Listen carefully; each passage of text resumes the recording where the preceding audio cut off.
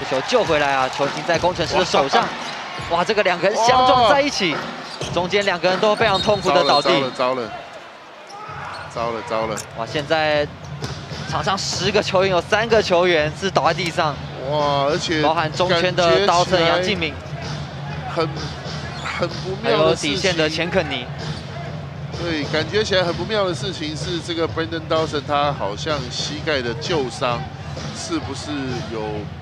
感觉起来刚刚应该是阿敏跟 Brandon Dawson 的膝盖有相撞的这个，你看。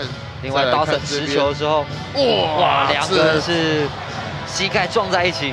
哇，膝盖撞在一起，这个难怪两个人都非常疼痛啊，到现在还没有办法站起来。哦 ，Brandon Dawson 这一下真的可能是伤得蛮严重的哦。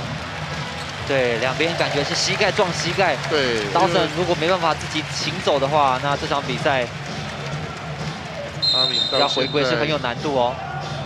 另外，阿敏也在中圈非常的痛苦。哇，现在这个梦想家教练团好像又忍不住了。哦，阿敏的膝盖感觉现在好像已经肿起来了。对，感觉刚才的冲击力道是非常的大。从我们这边看都已经看得出来，他的膝盖感觉肿起来，两边不一样大。哇，可以看得出来，刚这个冲击力道真的非常的大。双方被取技术犯规，原控球对球。啊，刚才在场边啊，其实两边的教练团都有非常大的抗议动作，双方各给了一个技术犯规。哇，王柏智梦想坦克直接把杨敬敏给爆出场。哇，现在双方各伤1员大将啊，而且这双方的教练团也各被吹了1次这个技术犯规哦。再来看一下这个画面，是比较不忍心，但是哇，两个膝盖互撞哦。对，两边都是左边的膝盖，哇，再做一个互撞。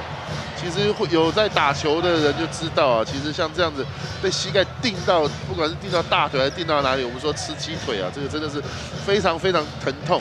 更何况是在这么快的一个速度之下，两边的膝盖互撞啊，真的是对于年事已高的阿敏啊，还有这个膝盖有旧伤的Brandon Dawson啊，希望他们没有大碍，希望在冰敷过后啊，不要有大碍啊。